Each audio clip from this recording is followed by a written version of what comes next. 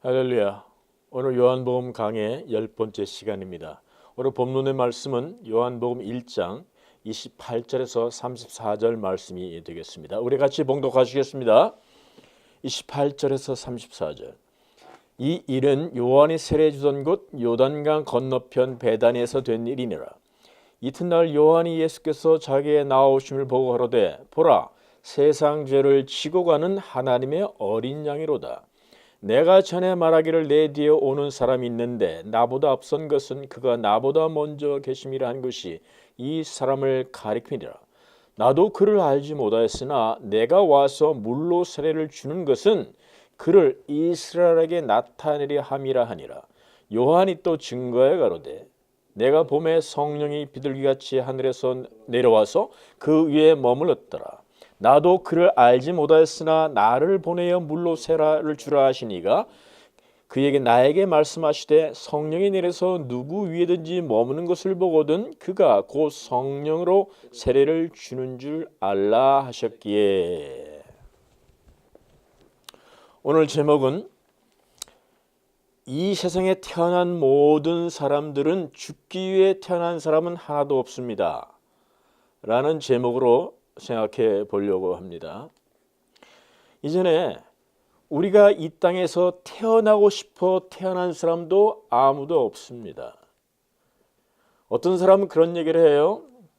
아직도 그렇게 얘기하는 어른들은 없지만 아이들, 초등학교 다니는 아이들은 네가 어떻게 태어난 이 세상에 물어보면 그렇게 얘기한다고 해요. 우리 엄마 아빠가 좋아하다 보니까 내가 태어났다고 얘기하고 한다고 합니다. 아마 우리 교회에 나오신 분들은 그런 초등학생 같은 대답을 할 리는 없겠죠. 그렇죠? 엄마는 누가 태어나겠습니까? 할머니 할아버지가. 할머니 할아버지 누가 태어나겠습니까? 그러면 고조 중조 할머니가. 이렇게 얘기할 수는 없죠. 결국에는 우리가 이 땅에 태어나는 것은 사람의 뜻이 아니라 하나님의 뜻이었다는 사실을 우리는 생각해 볼 필요가 있어요. 이건 기본 중에 기본입니다. 그렇죠? 그래서 하나님이 이 세상에 우리를 태어나게 했다면 결코 죽으려고 만들지는 않았다는 것은 우리가 분명합니다. 만약에 우리 하나님이 인간을 만드실 때 죽기 위하여 만들었다면 그 하나님은 우리 하나님이 아닐 것이에요. 저는 그런 하나님 믿지 못해요. 어떤 사람은 30년을 살다 죽을 것이고 60년, 어떤 100년, 때로는 120년 산다고 하는데 여러분 그 연수를 주신 것은 이 세상에 있을 때 하나님으로부터 다시 태어나기를 원하시는 하나님의 원래 창조의 목적이 있다는 사실을 성경에서 그대로 말씀하셨어요. 맞죠? 그렇기 때문에 우리가 성경에서 말씀하시는 죽지 않기 위해서 하나님이 말씀하신 그 방법을 내놓으셨는데 사람들은 그 방법을 따라가지 않는 게 문제예요.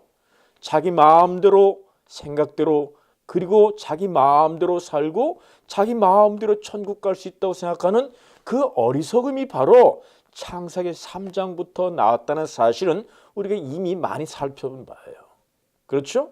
그러니까 우리가 살 길을 마련하신 하나님께서 방법이 있는데 우리 지난주에 어린 양에 대해 2번 말씀을 나눴습니다. 그래서 8번, 9번 말씀을 한번 잘 들여다보시길 바라겠어요. 어린 양 속에서 숨어있는 살 길이 있다고 말씀드렸고 여러분은 어린 양이라는 의미를 진짜 알고 있습니까? 사람은 다 사람이 양 같아서 제 갈 길로 갔다고 하시는 하나님의 그 표현에 대한 의미를 알고 있습니까? 여러분 그 의미를 알으셔야 돼요. 예수님을 알고 믿음으로 말미암아 우리가 아는 것입니다. 하나님을 덮어놓고 믿을 수 있다는 것은 정말 어리석은 일입니다. 그럴 수 없습니다. 하나님을 믿는다는 것은 하나님을 알기 시작했다는 것입니다. 아직 시작이에요. 끝이 아니에요. 그래서 우리 하나님을 믿는다는 것은 점점 더 믿음에서 믿음으로 간다고 말씀하시잖아요. 옛날에 나 믿어서 산 때 이런 거 없어요. 그런 거 알죠? 그래요. 우리는 이 세상에서 2번 태어난 사람은 한 번 죽어요. 무슨 뜻인지 알겠습니까? 한 번 태어난 사람은 몇 번 죽을까요? 그럼요. 2번 죽습니다. 그러니 우리는 이 세상에서 2번 태어나야 돼요.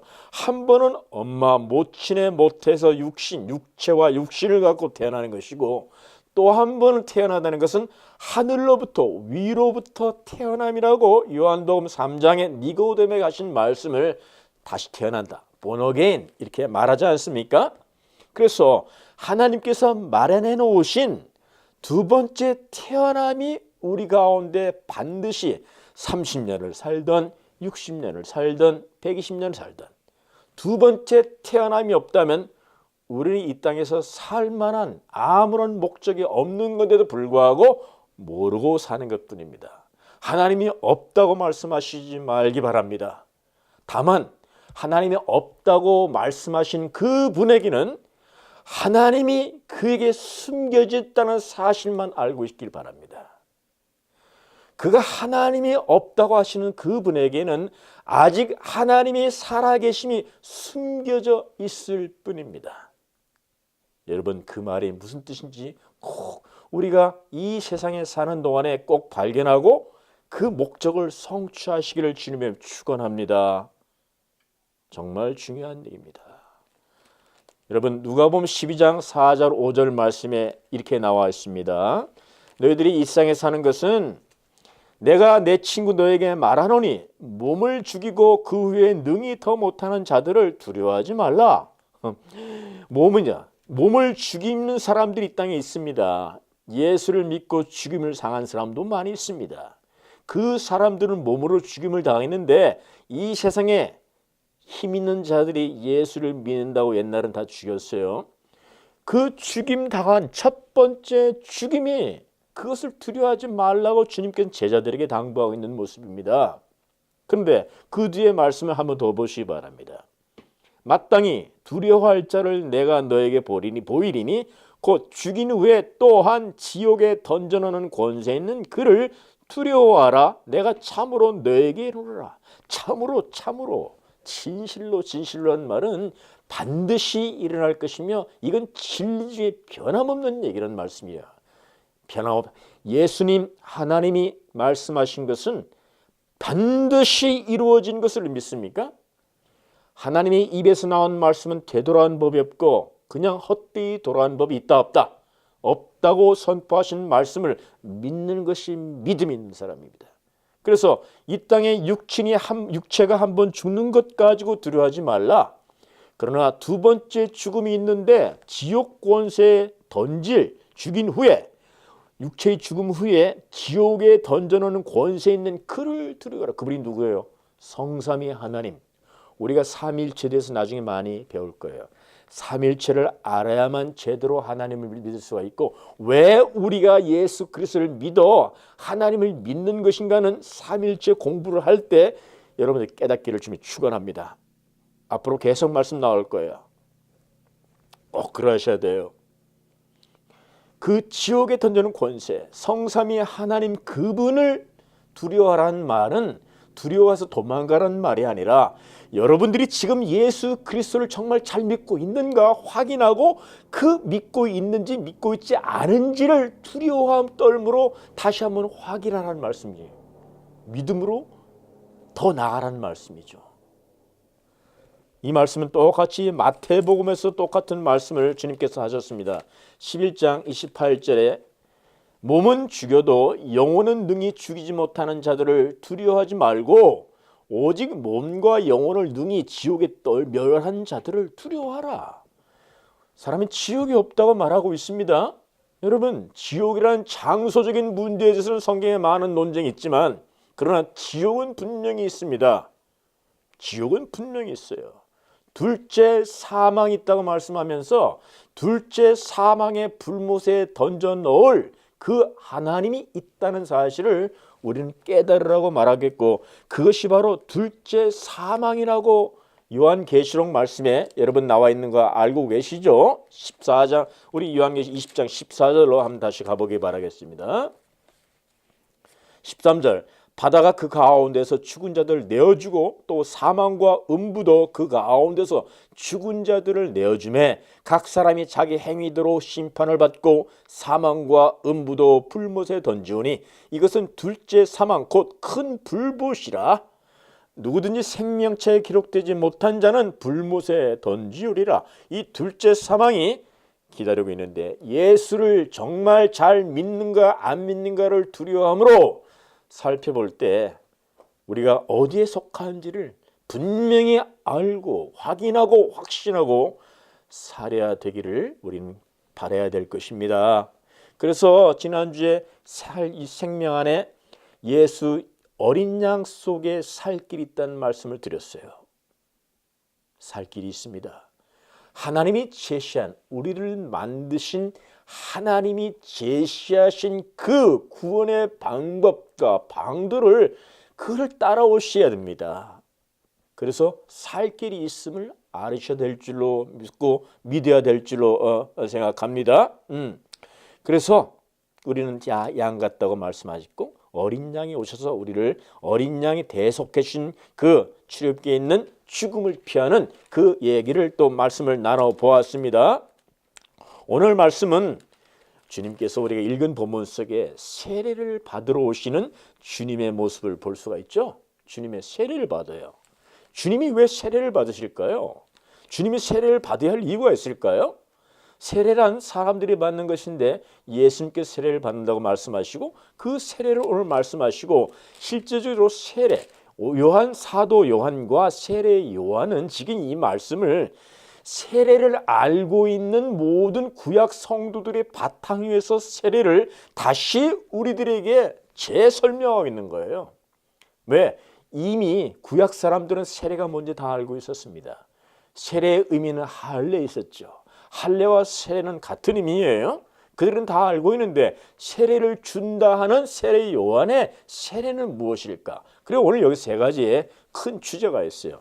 세례를 선포하면서 예수님이 세례를 받으신다는 이 말씀 속에는 세례의 전반적인 하나님의 말씀에 대한 세례를 알아야 되는 것이고 또 요한 세례는 무엇인가를 알아야 되고 또 예수님의 세례는 무엇인가 알아야 된다는 말씀이에요. 이것이 이 말씀이 그냥 교리적인 말씀이 아니라 우리가 예수 그리스도를 믿는 목적은 하나님의 이름을 예수 그리스도의 이름을 힘입어 생명을 얻기 위함이라 말씀하셨고 그렇다면 세례의 의미와 앞으로 나올 생명에 대한 그 우리의 목적 생명에 대한 그 말씀을 항상 연결되어 있기 때문에 이 말씀이 굉장히 중요한 말씀이라는 사실이에요. 그래서 이 세 가지 의미를 두 번으로 나눠서 오늘 말씀을 살펴보려고 여러분과 살펴보려고 합니다. 우선 우리가 세례에 대한 말씀을 할 때 이 세례라는 것은 과연 무엇인가에 대해서 먼저 알기를 원합니다. 지금 우리는 예수 어린 양 속에 있는 살 길을 찾은 사람들에게 하는 말씀이에요. 그래서 그 속에 있는 사람, 생명을 받고 믿는다는 말과 사실 생명을 받는다는 말은 동격이에요. 같은 동질의 말입니다. 믿는다는 말은 생명을 얻었다는 말과 같아요. 일단 시작됐다는 것이죠. 그것은 또 예수를 안다는 말과 같아요. 그러니 과거에 안 것이 아니라 계속 알아간다는 과정이죠. 항상 구원은 알았다는 표현도 되고요. 현 과거 그리고 알고 있다는 말도 되고요. 내가 더 알 것이라는 삼중적인 의미가 있어요. 그래서 믿음도 마찬가지예요. 나는 믿었다. 나는 믿는다. 나는 계속 믿을 것이다. 그리고 믿음이 완성될 때가 올 때겠다. 이 전부 다 삼중 사중적인 말씀 다 들어있다는 사실. 그래서 우리가 한때 믿었어 그런 말은 안 돼요. 그런 말은 소용없는 얘기예요. 예수를 더 알아야 된다는 말이에요. 그런 말들은요. 그래서 주님께서 말씀하신 것은 오늘 세례에 대해서 말씀하시는 것은 세례의 의미가 뭔가를 알아야만이 내가 앞으로 믿음 생활하는데 도움이 된다 안 된다? 된다 이 말이에요. 알지 못하면 도움 안 돼요. 엉뚱한 대로 가 엉뚱한 데라. 엉뚱한 대로 간다 이 말이죠. 그래서 반드시 세례의 의미가 뭔지를 알아야 된다고 선포하시는 이 말씀 속에 구약 성경에 있는 세례를 할례를 알고 세례를 알아야 된다고 미리 말씀하시는 거예요. 그래서 세례는 말을 꺼내고 있는 거예요. 사도 요한도 세례 요한도 그렇게 시작하고 있습니다. 그렇죠? 여러분 세례가 무엇입니까? 다시 이렇게 질문합니다. 세례를 얘기했을 때 세례는 언제 받는 것입니까? 응? 어느 분들은 세례식 할 때 어느 교회 가면 그런 이야기를 해요. 교회 가보면 뒤에 이게 의자 뒤에 꽂혀 있는 그 문구가 있잖아요. 거기에 보면 가끔마다 주보가 이렇게 떼 있잖아요. 그래 세례를 받는 다음 주는 누구누구 세례를 받습니다. 세례를 받는 자는 앞으로 세례를 받기 때문에 맹세를 하기 시작합니다. 당신은 11조를 내야 됩니다. 세례를 받는 세례 의식 중에 하나가 11조를 내겠습니까? 아멘 하셔야 된다는 거죠. 여러분 11조를 대고 또 교회 생활 충실히 주일 성수하겠습니까? 맹세를 하고 그래서 세례를 받는 그런 경우의 모습을 좀 많이 봤어요. 여러분 그건 그런 의미가 아니에요.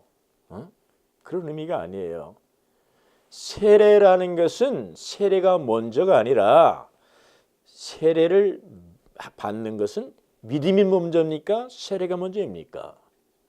세례를 하고 11조를 하고 모두 하고 해서 믿음이 얻어지는 거로 잘못 착각하는 이 세상의 모든 그 교회 행정이나 말씀이 참 우리를 혼동에 빠지게 합니다. 잘못하면 큰일 나요.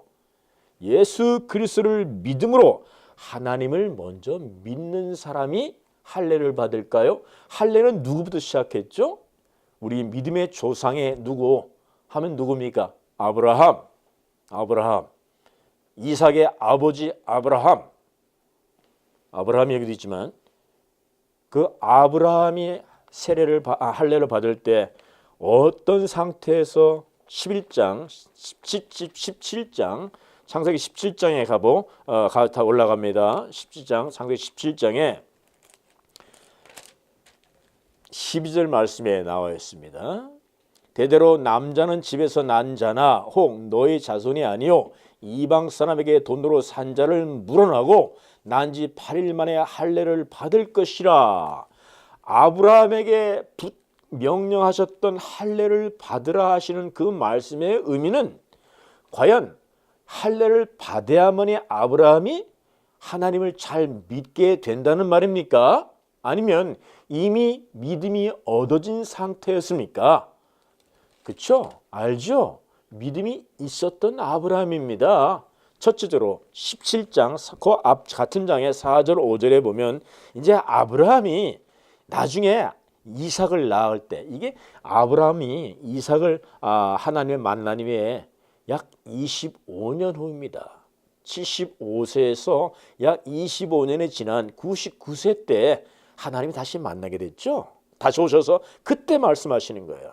신앙생활 약 25년 어쩌면 30년 이상 되었을 때 지금 아브라함에게 다가오신 하나님께서 말씀하신 거예요. 너 이름을 바꾸라는 거죠. 4장 4절 5절 말씀.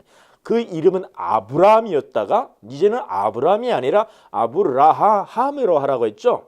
이브라힘이 원래는 이브라힘이라고 아랍어는 이브라힘이라고 얘기하죠.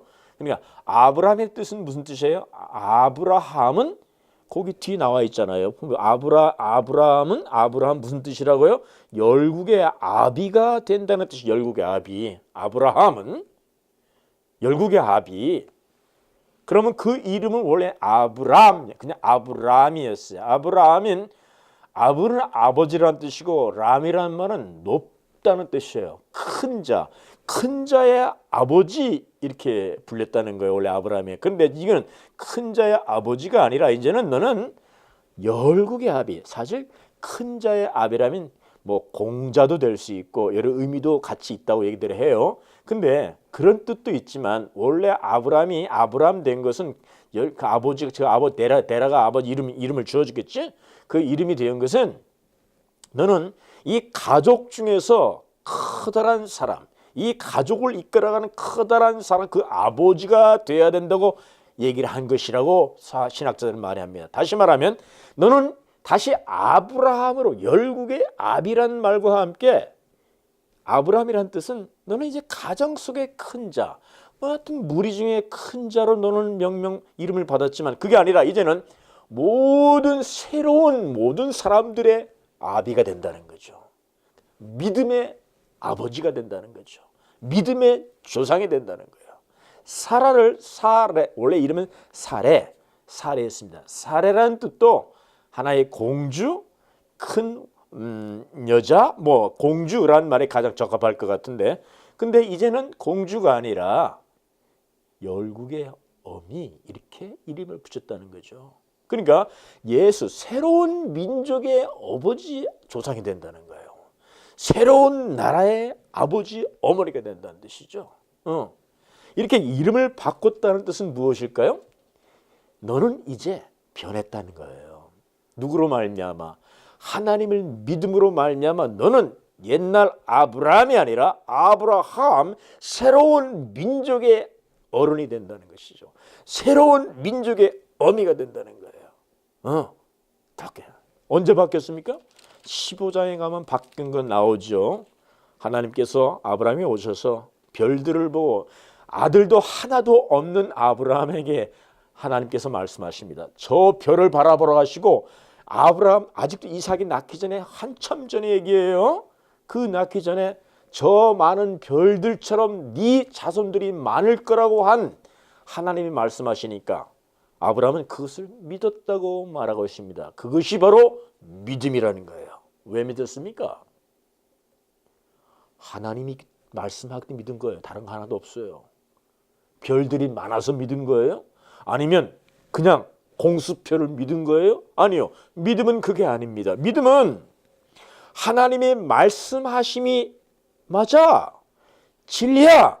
그게 나에게 진리로 다가왔다는 거예요. 그게 나에게는 모든 것이 되었다는 거예요. 그걸 믿었다는 겁니다. 그 하나님을 진리로 받아들였다는 거예요. 그 하신 말씀이 진리임을 알았다는 거예요. 깨달아 접수했다. 알은 머리로 아는 것이 아니라 가슴으로 접수한 것이 바로 믿음입니다. 머리로 하는 거나 믿음 아직 아니에요. 가슴으로 받아들인 것, 여긴 것이요. 이건 생각할 수가 없어. 아브라함이 별을 보고 무슨 이해를 하겠어요? 어떤 이해를 할 수 있겠어요? 머리로 가지는. 그러나 하나님이 진리야. 하나님은 거짓말이 없어. 그분은 거짓말하지 않아. 오직 그분은 참말뿐이야 라고 생각한 아브라함은 그 말을 마음에 접수하고 아멘 했다는 거예요. 그래서 그 뒤에 나옵니다. 주님께서 이 땅을 내게 주라 한 여호와의 말씀에 임하시고 후사가 될라 하신 그 말씀 속에서 이제 너는 내 후사가 될고 이와 같이 너는 의로 6절 말씀 아브라함이 여호와를 믿었어요. 그리고 의인이라 칭함을 받았죠. 이번 앞으로 믿음과 의로운 관계는 여러분 다 알고 있어야 되는데 알고 있는 것을 다시 한번 상기하시기 바랍니다. 여기서 의롭다는 것은 칭의를 말하는 거예요. 의로움을 내가 가진 그 어떤 의로움 잘남이나 뭐 좋은 일을 한 것이나 선한 일을 한 그런 걸 말하는 게 아니라 그런 의로움 갖고는 천국 갈 수가 없어. 그 정도까지는 안 돼. 완벽한 의로움이어야 된다 이 말이에요. 그것이 하나님의 의로움을 예수를 아브라함의 하나님 믿음으로 말 받았다는 거죠. 그래서 이미 이 사람은 믿는 사람이 안 믿는 사람이에요? 이미 믿는 사람이라 믿음을 받은 사람이 믿음이 얻어진 사람이 할례를 받는 거죠. 그렇죠? 분명하죠. 그래서 우리는 내가 할례를 받거나 세례를 받음으로 말미암아 내가 예수 그리스도를 믿으려고 하면 안 돼요. 자, 이것이 혼동되고 있는 것이 분명해요. 왜냐하면 천주교에서는 그렇게 생각하는 경우가 많기 때문에 그렇습니다. 천주교에서는 세례를 받고 또 영세를 받고 7가지 단계를 거쳐가면서 그 일을 행사함으로 말미암아 구원에 이른다고 했기 때문에 그래요. 아니에요. 우리는 믿어 전가를 받아서 믿는 거예요. 그래서 우리는 구원받는 거예요. 캐톨릭은 그렇게 가르치지 않죠. 지난주 잠깐 말씀드린 것 같은데 캐톨릭은 이제 예수를 믿는다는 것은 원죄가 해결됐다고 믿어요. 원죄가 해결됐으니 이제는 그 원죄 해결된 게 무슨 뜻이냐면 그 의로움이 주사로 주입하는 것처럼 우리 육신에 이렇게 주입했다는 거예요. 그렇기 때문에 원죄를 해결받은 사람은 반드시 다시 죄를 짓지 않는다고 그들은 가르친다 이 말이에요. 여러분 그렇습니까? 그래서 그들이 그렇게 열심히 하려고 하는 거예요. 행사도 하고 뭐도 하고 열심히 해야. 왜? 그 말씀 때문에 그래요. 그 말씀 때문에. 그렇게 가르침 받았기 때문에. 그렇다고 해서 그들이 죄를 안 짓습니까? 그 짓는 죄는 어떻게 할 거예요? 그래서 그들이 그 짓는 죄를 어떻게 해결하려고 하면 고백성사 있죠? 신부한테 잘못하는데 예수 믿은 다음에 잘못하는 것은 어떻게 해야 돼요?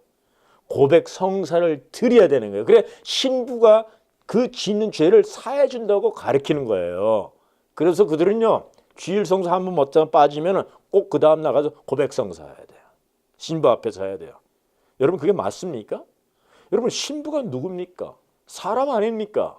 신부나 목사나 사람에 불과하지. 그가 어째 우리가 죄진 것을 고백성사 했다는 것으로 그게 없어질 수 있어요? 말이 안 되는 거잖아요. 그래서 안 되는 거예요. 근데 우리는 어떻게 배워요? 아니요. 예수 그리스도를 믿어 예수님이 죽으시고 하나님 앞에 갚으신 모든 의로우신 예수님의 하나님의 예수님의 의를 우리는 고스란히 우리에게 임피테이션, 전가받은 거야. 그래 믿음으로 우리는 그걸 받은 거야. 믿음으로. 믿음이에요. 그게 믿음. 믿음은 머리가 아니라 가슴으로 그래 주님이 그러셨어. 그 십자가에 돌아가신 것은 바로 그런 뜻이지. 맞아. 참이야. 나는 그걸 믿어. 마음에 믿어. 머리는 이해를 못해. 마음으로 믿어. 그래 그게 하나님이 제시하신 방법이니까 나는 믿어. 하나님은 거짓말 아니야. 참이시지. 그는 로고스이시고 그는 참이신 진리라고 말씀을 드렸잖아. 나는 그걸 믿어. 그건 그림자가 아니야. 실물이야. 로고스 말씀으로 오신 성육하신 하나님 난 믿어. 머리로는 안 되지만 난 믿는다 이 말이에요. 그 믿음을 여러분 갖고 계십니까? 그렇다면 여러분들은 그 전가를 받은 거예요. 하나님이 하신 모든 것을 예수님이 하신 모든 것 난 그대로 받은 거예요. 물론 이 세상에서 많이 그것이 몸으로 나타나지 않을 수 있어요. 하지만 믿음으로써 지금 생성되고 있는 줄 믿으시기 바랍니다. 이미 완성된 거예요. 오늘 좀 말씀드리겠지만 그런 관계 우리는 주님께서 이 믿음의 세례의 중요한 점은 바로 그것입니다. 먼저 믿어 내가 하나님 앞에 사람 앞에 내가 살아있는 것을 다시 산 것을 공표하는 아주 위대한 선서의 자리예요. 사람에게뿐만 아니에요. 누구 앞에서? 하나님과 천사와 모든 성도 앞에서. 어느 성도? 지금 살아있는 성도? 아니요. 이제까지 예수를 믿고 죽은 우리 조상들의 그 성도 다 앞에서 믿음을 선포하는 것이 세례의식이라 이 말이에요. 그래서 우리가 이것이 너무나 좋은 우리가 얘기할 정말 중요한 얘기인데 그래서 이 할례를 받는 구약 성도들에게 지금 다시 예수님이 오셔서 세례 요한은 구약 성도에게 세례받은 것을 다시 상기시키면서 그 할례를 지금 신약의 세례와 함께 접속하는 연결시키는 역할을 지금 세례 요한이 하고 있는 거죠. 이 말씀을 이렇게 얘기합니다. 골로새서 2장 11절 말씀에는 사도 바울이 그 말씀을 이렇게 얘기를 하죠. 구약에 있는 할례 받음과 우리 신약 속에 있는 세례 받음을 사도 바울이 얘기합니다. 골로새서 2장 12절 말씀 다시 한번 살펴봅니다. 이렇게 말씀하고 있습니다.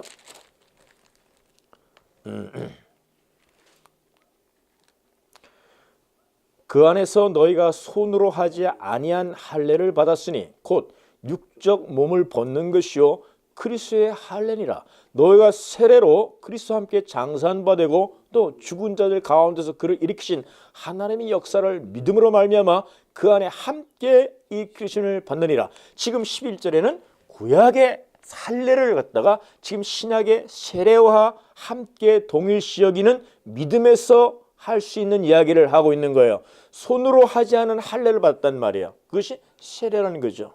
손으로 하는 것이 할례니까. 할례는 남자의 생식기 부분을 포피를 잘라서 할례를 하는 거죠. 그런데 손으로 하지 않았다는 것은 그 할례가 아니라는 말이죠. 그렇지만 할례의 의미 같은 세례가 같다는 뜻을 말하고 있는 거잖아요. 그래서 육체의 할례가, 손으로 한 할례가 진짜 할례가 아니라 마음의 할례를 받으라고 또 말씀하시잖아요. 로마서에서는요. 그렇죠? 이와 같이 마음의 할례라는 것은 믿음의 할례를 말하고 있는 거죠. 믿음의 할례가 세례다가 말하고 있는 거예요. 자, 여기서 세례라는 건 마음의 할례, 믿음의 할례, 세례 이런 말을 할 때 거기에는 분명한 뜻이 있어요. 어떤 뜻이 있겠어요?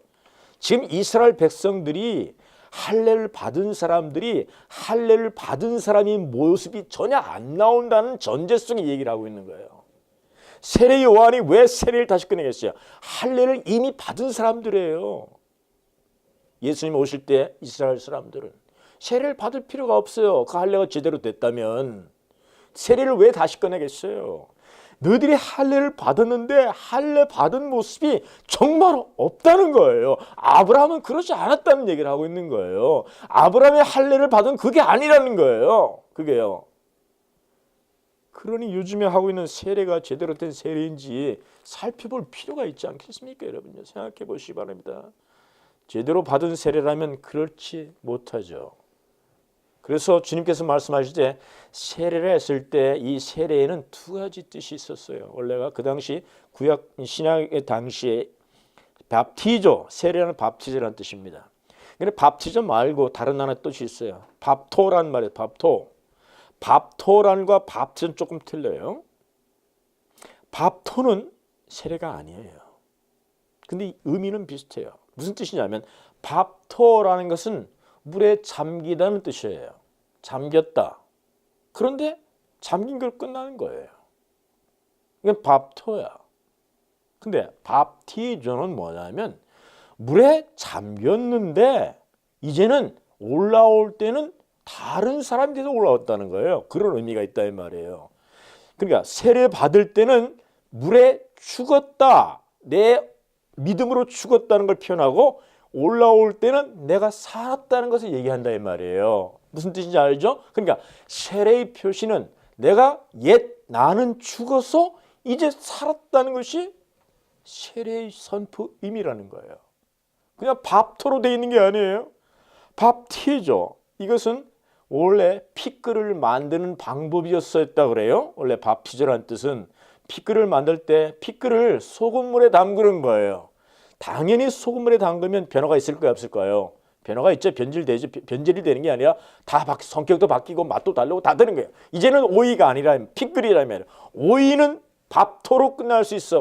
그냥 나오면은. 그러나 소금물에 담겨진 오이는 이제 오이가 더 이상 아니라 뭐예요? 피클이라며 피클. 다 틀리다 이 말이죠. 그래서 밥티저예요. 우리는 밥티저. 밥토로 끝나면 안 된다는 겁니다. 예수를 믿어서 구약 성도들이 할례를 받았는데 할례 받은 모습이 전혀 나타나지 않고 있는 거예요. 이건 밥토로 끝났다는 거야. 밥토. 밥통은 아니고 밥토. 근데 이제 예수 그리스도를 믿는 밥티저는 나는 옛사람이 아니라 새로운 사람. 옛사람은 어떤 사람? 죽어있는 사람이에요. 죄로 말미암아 죽었다. 물에 들어간다니 죽는다는 뜻이잖아. 물은 죽음을 뜻해요. 물은 죽음을 뜻해. 근데 물은 죽음을 뜻하는데 그 물은 이제 새로운 부활을 의미해. 산다의 의미를 통해. 그래 물이라는 것은 세례를 의미한다고 베드로 3장 21절에 나와 있죠. 그럼 나와 있습니다. 이와 같이 우리가 예수 그리스도를 믿는다는 것은 지금 내가 믿고 세례를 받았다는 것은 여러분들 무슨 뜻이냐? 이제 우리는 모두 다른 사람이 됐다는 거예요. 다른 사람. 여러분 다른 사람이 어떤 사람이 된 줄 여러분 알고 계십니까? 산 사람이 됐다는 거예요.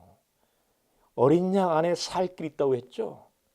어린 양 안에 살았다는 거예요. 이것은 믿음으로 너희들이 우리가 여기라는 거예요. 믿음으로 받으라는 거죠. 이게 사는 방법이라는 거예요. 이게 사는 방법이죠.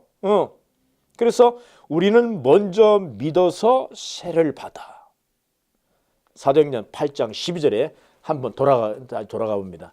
사도행전 8장 12절에 보면은 믿음이 먼저인가 어떻게 믿고 세례를 받는가 거기에 잘 나와 있고 사도행전 8장 12절에 이렇게 나왔습니다. 지금 사도행전 8장은 사울이 사람들을 죽이려고 할 때 지금 도망 다니던 그 사도들의 이야기가 쭉 써 있으면서 그들이 하나님을 전도하러 다닐 때 이런 말씀을 써 있어요. 자, 4절에 보면 그 흩어진 사람들이 두루 다니며 복음의 말씀을 전할 때 빌립이 사마리아 성에 내려가 그리스도를 백성에 전파하니라. 빌립이 누구예요? 우리 요한복음 8장에 가보면 빌립이 질문을 많이 합니다. 예수님께 아버지를 보여주세요. 또 보여주세요. 질문을 많이 해요. 이제는 전도하러 다니세요. 하나님 말씀을 깨달은 거예요. 뭔가 안 된 거예요. 말씀을 전하러 다닐 때 6절에 보면 무리가 빌립이 말도 듣고 행하는 표적도 보고 일심으로 그의 말하는 것을 쫓더라. 그러니까 그 전도를 들으면서 사람들이 이제는 다 그 말씀을 믿게 되었다고 12절에 말합니다. 빌립이 하나님 나라와 복음이죠. 하나님 나라, King of God, 천국이에요. 천국, 하나님 나라와 예수 그리스도의 이름에 관하여 전담을 저희가 믿고 남녀가 다 세례를 받으니, 세례를 먼저입니까? 믿음이 먼저입니까? 믿고 세례를 받았다. 믿고 세례를 받았다. 이렇게 말씀하고 있습니다. 그래서 세례를 받는다는 것은, 믿고 세례를 받았다는 뜻은 이제는 나는 죽은 사람이 아니라 새로운 사람이 됐다는 것을 아실 줄 믿어요.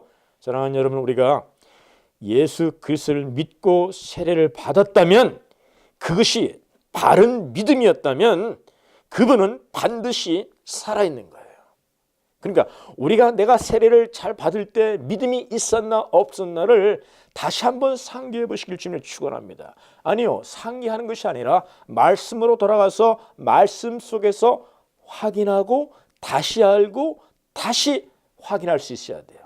그런 과정에서 두 번 받을 필요는 없지만 내가 그 믿음에서 받지 못했다면 그 믿음이 뭔지를 한번 다시 배울 필요가 있습니다. 다시 돌아가야 돼요. 돌아가서 하면 두 번 받지는 않아도 돼요. 그러나 다시 여러분 진짜 돌아가서 예수 그리스도 믿는 믿음이 확신이 서고 다시 믿을 수 있어. 처음에는 안 믿은 사람들이 있을 수 있으니까 확인하셔야 돼요. 확인하셔서 믿는지 내가 안 믿는지 어떻게 믿는 건지 주님 말씀하신지를 잘 알아보시고 하나님께서 나에게 뭐라고 말씀하시 들어야 돼요. 그럼 하나님 말씀하신 걸 바탕으로 해서 내가 믿고 있다. 그렇다면 여러분들은 하나님의 죽은 자가 아니라 산 자입니다. 여러분 믿으시기 바랍니다. 여러분 그것이 믿음이에요. 그게 믿음이에요. 중요한 세례의 의미 두 번째는 이것입니다. 이게 굉장히 중요해요. 이제 우리는 예수와 함께 예수를 믿어 세례를 받은 사람은 이제 나 혼자 죽은 게 아닙니다, 여러분요. 왜? 우리 누구를 믿어요? 예수를 믿잖아요. 앞으로 성삼위 하나님 일체의 관계 속에서 이 말씀을 다시 확인되어질 거예요. 우리가 왜 믿는지, 믿음이 목적이 뭔지, 어디 가는 게 우리의 목적인지, 어디 간다는 의미가 무슨 뜻인지, 예수님 안에 있다는 뜻이 무슨지, 삼일체 하나님 무슨 뜻인지 여기서 다 풀어져야 돼요. 지금부터 계속 의문을 가지세요. 여기서 예수와 함께 예수를 믿는다는 것은, 예수와 함께 세례를 받았다는 것은 우리가 예수와 함께 내가 죽었는데 누구와 함께 죽었다? 예수와 함께 죽었다는 의미가 있답니다. 다시 말하면 세례를 받은 의미 속에 믿음은 예수를 믿는 거기 때문에 그 믿음 안에는 뭐가 있어요? 난 예수에 살았다는 거잖아. 그러면 예수와 나는 지금 뭐가 됐다는 거예요? 하나가 됐다는 거. 하나. 연합. 이게 굉장히 중요한 비밀이에요. 예수와 연합되지 않은 믿음은 가짜 믿음이에요. 나는 믿는데 예수와 연합된 줄 몰랐다? 다시 아시길 주님을 축원합니다. 아시아 믿음으로 그걸 받아들여야 돼요. 내가 예수를 믿었는데 그것이 연합의 뜻인지 몰라. 나 혼자 믿고 내 혼자 북치고 장구치고 사는 사람이 너무 많기 때문에 문제야. 종교생활에 불과해요. 그런 사람의 문제예요. 그분이 바른 믿음이 있다면 바른 가르침을 받아야 돼. 바른 믿음이 없는 사람은 가르쳐도 안 돼. 아직은요.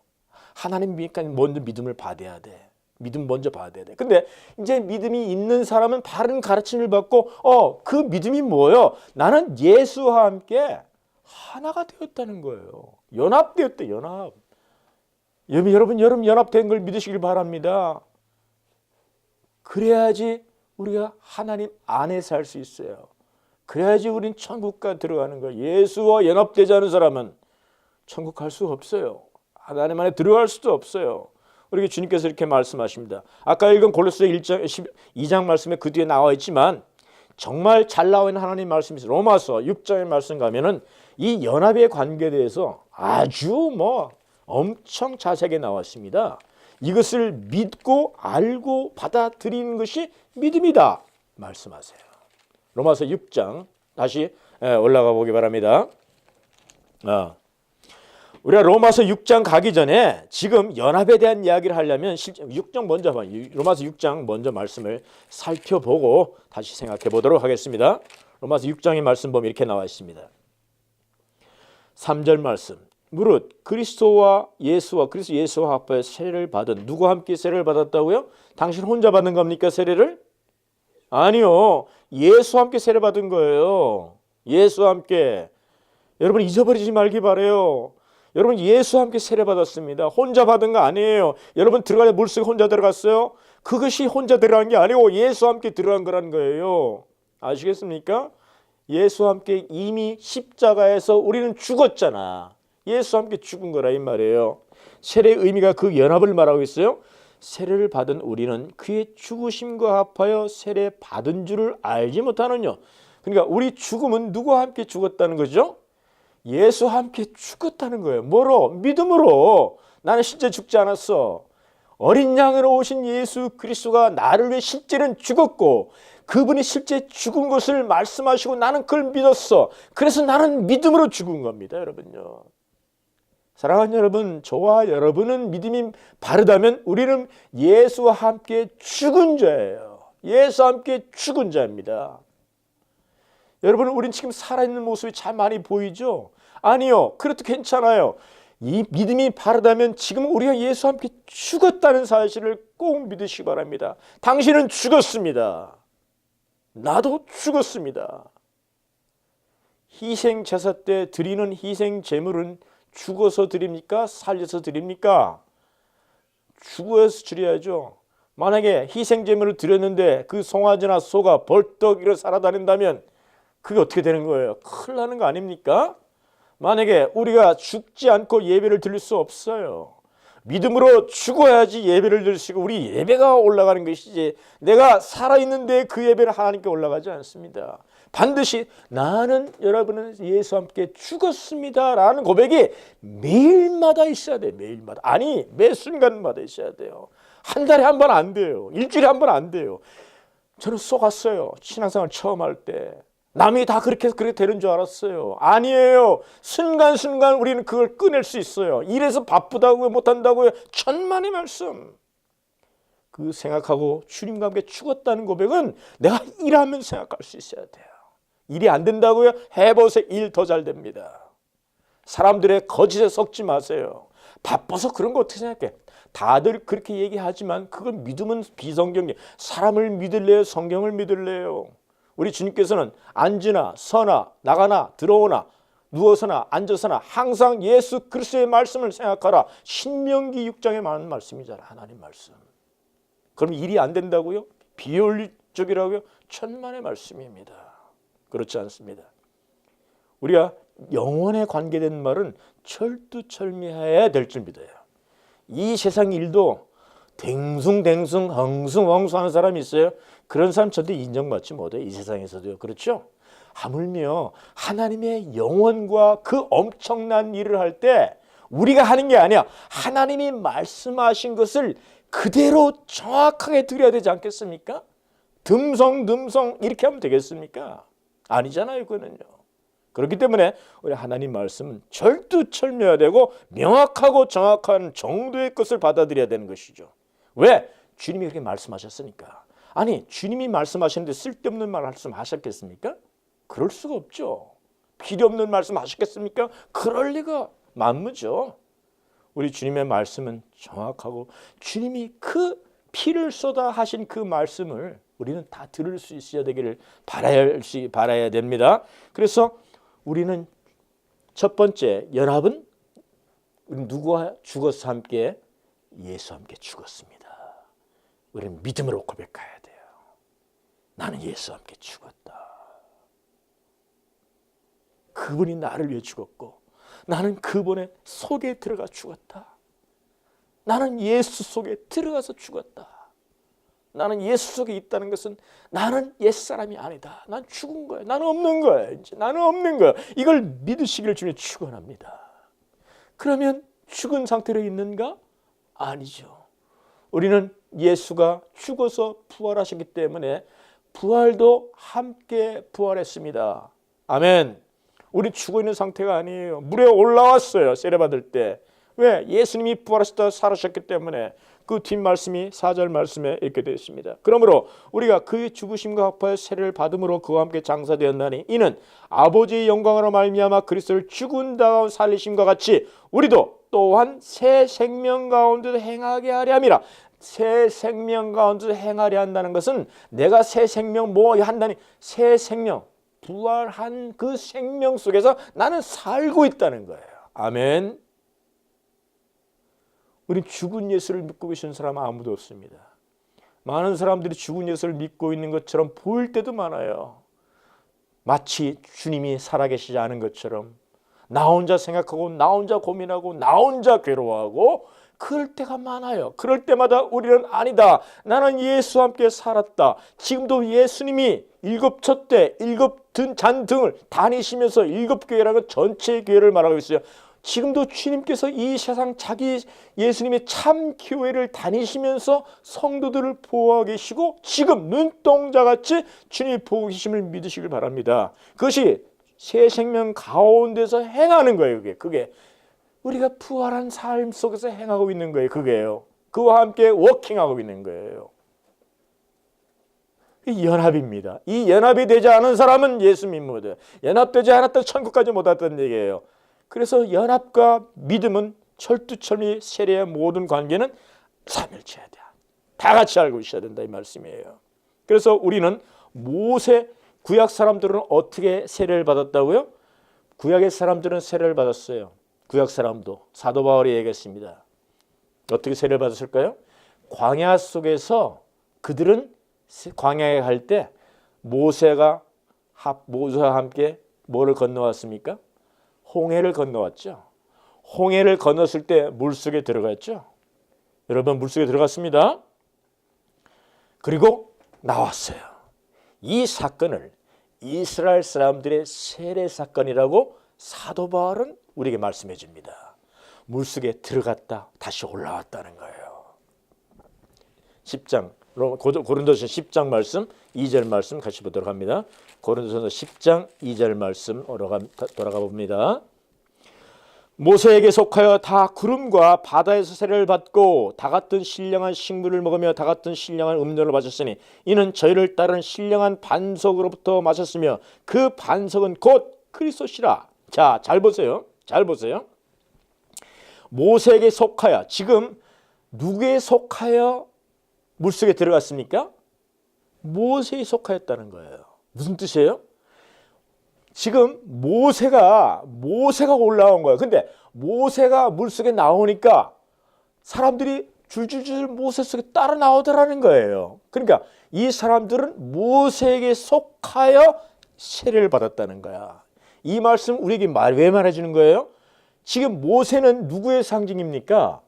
신명기 18장 15장 18절에 보면 너와 같은 선지자 하나가 오겠다고 했죠. 모세에게 말하기를 그 너와 같은 선지자가 바로 누구라고 말하고 있습니까? 예수 그리스도라고 사도 바울은 얘기해요. 그리고 신약에서도 사도행전 3장 22절 말씀 거기도 예수 그리스도를 갖다가 모세 너와 같은 선지자 하나가 온다는 그 말씀이 성취됐다고 말씀하시는 거예요. 사도행전 8장 22절에 우리 3장 22절로 가봅니다. 3장 22절 말씀으로 가봅니다. 이렇게 말씀합니다. 3장 22절 사도행전 모세가 말하되 주 하나님이 너희를 위하여 너희 형제 가운데서 나 같은 선지자 하나를 세울 것이니 너희가 무엇이든지 그 모든 말씀을 들을 것이라. 이 말씀을 모세에게죠. 찾아보지는 않겠지만 신명기 18장 15절과 18절 사이에 보면 나오는 말씀이죠. 근데 그때 뭐라고 말씀하신지 들어보시기 바라요. 누구든지 그 선지자의 말을 듣지 아니하는 자는, 이 선지자가 누구? 예수 그리스도를 말한다고 말씀하셨죠. 예수 그리스도. 그 선지자 말을 듣지 아니하는 자는 백성 중에서 멸망을 받으리라 했다. 이것을 구약에 있는 성도들에게 모세가 이미 말씀했다는 거예요. 근데 모세에 속하여 세례를 받았는데도 받았는 사람들은 그것이 어떻게 연결되나 보세요. 사도 바울이 이렇게 얘기해요. 그 뒤에 보세요. 모세와 함께 세례를 받은, 홍해에 들어가서 세례를 받은 사람들은 어떤 역할을 했느냐. 다 같은 4절, 다 같은 신령한 음료를 마셨으며, 다 같은 신령한 음료, 그 전에 3장 뒤지 3절에 보면 다 같은 신령한 식물을 먹으며, 식물이 뭡니까? 만나를 말하고, 만나, 구약성 구약 만나를 말했고, 다 같은 신령한 음료를 마셨으며, 이것은 뭐예요? 반석에서 올라오는, 목이 말라 할 때 반석을 깨서 올라온 물이 있었잖아요. 그 물을 마셨는데 그 신령한 만나와 그 반석에 나오는 물은 그게 뭐느냐 하면 저희를 따르는 신령한 반석이다. 이 반석은 곧 누구라? 그리스도시라 말씀하는 거예요. 지금 모세에게 속해서 받은 그것은 지금 그리스도와 함께 연결된다는 말을 하고 있는 거잖아요. 사도 바울이요. 바로 그것이잖아요. 그러니까 이것은 예수 그리스도를 말씀하는 거고, 우리가 예수 그리스도를 믿는 사람에게는 지금 우리 신약 성도들은 예수 그리스도에 속해서 우리는 신령한 반석, 신령한 물을 먹은 구약 성도와 함께 다 같은 예수 그리스도와 함께 연합된 자라는 거예요. 이걸 머리로 들으려고 하면 안 돼요. 우리가 이 말씀을 살피고 구약과 신약을 연이어 살펴보는 이유는 이 말씀은 항상 변함없고 일치하는 말씀이라는 걸 알 때, 아, 이건 정말 하나님 말씀이야. 이것이 끊임 틀림없이 맞아 들어가네 하는 확신이 진리 말씀이 생기기 때문에 그래요. 여러분, 이 말씀이 여러분과 확실히 정말 생기기를 원합니다. 그래서 우리는 예수 그리스도를 믿는 것은 참이요, 이론이 아니요, 우리가 하는 관념적인 게 아니요, 이름 되거나 그런 게 아니에요. 나는 죽었어. 예수와 함께 살았어. 이제는 반석이 신령한 물도 같이 먹었어. 예수와는 연합됐어. 나는 예수와 연합단자이기 때문에 나는 이제는 사실은 이런 말씀을 나오는 것은 뭐냐면 우리는 죽은 모습도 나타나지 않아. 예수를 믿는다고 하지만 산 모습도 나타나지 않아. 예나 지금이나 물에 물 탄 듯 술에 술 탄 듯 그 모양 그 모습이야. 그런데 그래서 문제라는 거예요. 거기서 끝날 때 문제라는 거예요. 그때 나는 아니야 라고 반전이 와야 돼요. 내가 비록 이런 모습 저런 모습으로 나타나고 아직까지 아무런 모습이 나타나지 않지만 말씀에 비춰보니까 나는 죽었다, 나는 다시 살았다는 게 분명하다, 나는 이걸 믿는다라는 확신이 여러분 가져야 된다는 말이에요. 그게 믿음 생활이기 때문에 그래요. 그게 믿음 생활이기 때문에. 이게 얼마나 기가 막힌 얘기인가 생각해 보시기 바랍니다. 나중에 삼일체에 가면 이 말씀이 완전히 해석될 거예요. 분명하게 아, 예수 믿는 그것이 바로 연합이 이래서 중요한 거 알게 될 거예요. 미리 프리뷰만 내가 말씀을 드려요. 여러분, 그 말씀 여러분이 계속적인 질문으로 나오고 기대감 있기를 주님 축원합니다. 자, 우리가 마지막으로 연합관계에서 우리가 알 것이 또 하나 있습니다. 우리는 나는 직접 죽지 않았는데 예수가 죽었어. 나는 믿음으로 죽었어. 나는 살지도 못했는데 예수로 말미암아 살았다. 연합되면 사는 거야. 조금 전에 말씀한 것처럼 나는 아무런 모습도 그런 모습 나타나지 않지만 나는 믿음으로 그걸 믿어. 그렇다면 우리는 어떤 모습으로 우리는 살아야 되는 것이 마땅한가를 생각해 볼 수 있어야 됩니다. 나는 예수와 함께 같이 죽음으로 세례를 받았고 삶으로 부활을 다시 연합됐다. 그렇다면 우리는 이 세상에 살아갈 때 예수가 주신 좋은 혜택만 우리가 연합받은 게 아니라는 사실을 성경에서 말씀할까 안 할까요? 말씀한다 이 말이에요. 우리는 예수와 함께 나를 위해 죽으시고 나를 위해 사신 예수와 함께 연합된 사람은 예수와 함께 고통도 같이 당해야 된다고 말씀하고 있다는 사실을 교회에서는 말하지 않습니다. 마치 예수가 나를 위해 죽어 살으셨어, 연합됐어. 그런데 나는 이 세상의 고통을 면하는 특권을 가졌다고 가르치고 있는 이 세상 교회에서 여러분들은 지금 우리 다시 생각해 봐야 돼요. 우리가 믿는 예수 그리스도가 죽기까지 고난당하여 하나님의 아들로서의 사명을 다 완성했다면, 내가 믿는 그 예수를 믿는 구주를 믿는다면 우리도 예수 그리스도와 함께 같은 고통을 당하진 못하는데도 그런 방향성으로 가는 것은 너무나 당연한 사실을 여러분 아셔야 된다고 성경은 말씀하고 있어요. 고통이 면제됐다고요? 예수 믿기 때문에? 환난이 면제됐다고요? 예수 믿기 때문에? 아니요. 오히려 환난과 고통을 사수하는 사람들이 예수 믿는 사람들이라고 말씀하고 있는 부분이 얼마나 많을까요? 우리도 로마서 8장 17절로 다시 올라가 봅니다. 굉장히 중요한 말씀입니다.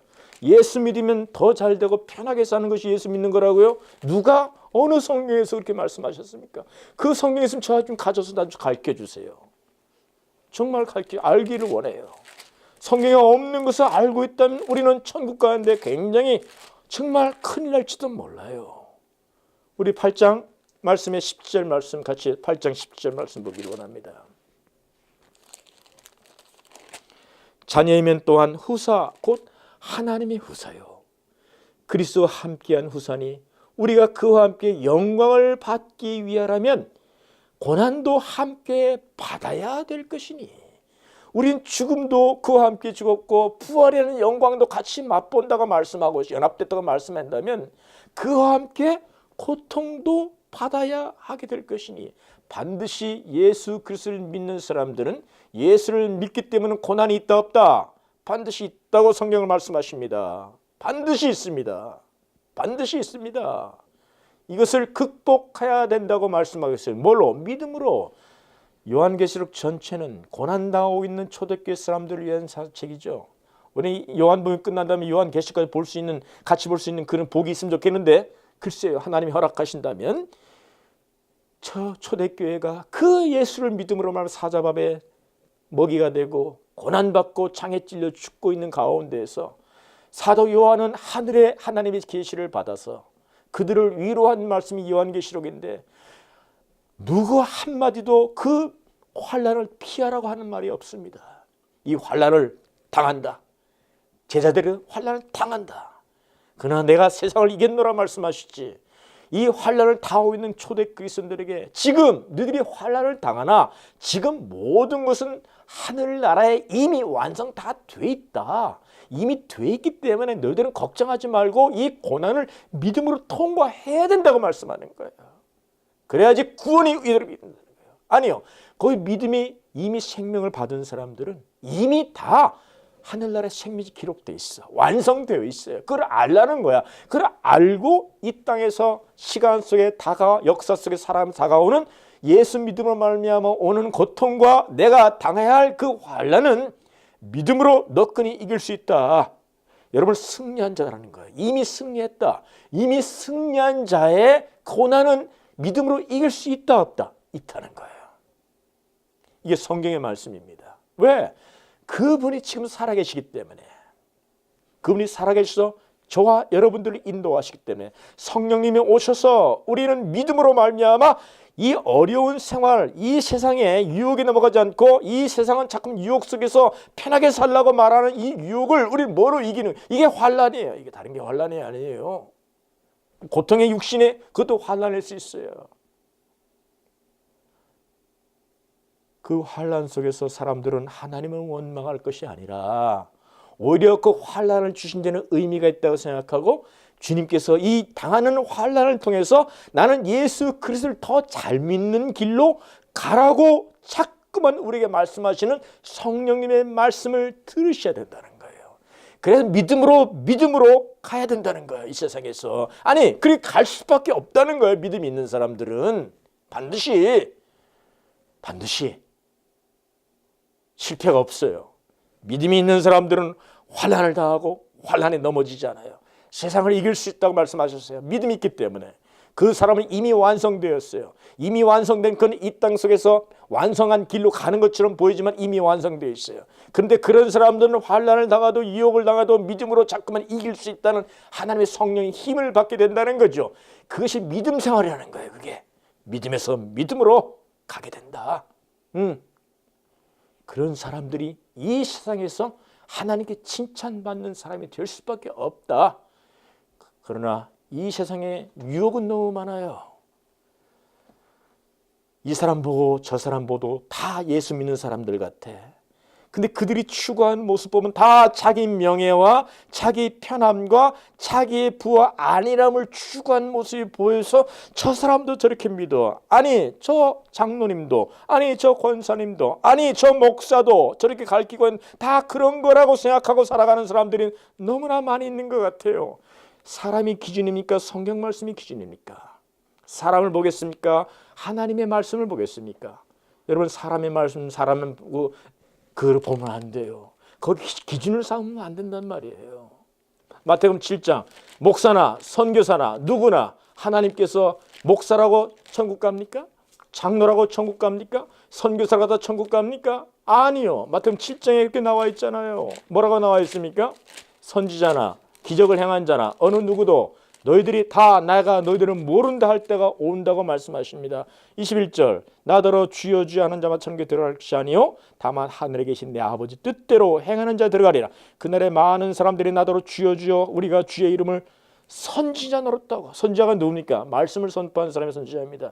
그럼 이 세상 선지자가 누구예요? 우린 다 선지자예요. 사실상 누구나 다 선지자예요. 예수 믿는 사람들은. 그 중에서도 말씀을 선포하는 대표 목사나 선교사 모두 선지자입니다. 아니 여러분도 진짜 선지자예요. 말씀을 선포하고 다니잖아요. 말씀을 전하는 게 선포니까. 세상의 모든 사람 예수 믿는 사람 다 선지자입니다.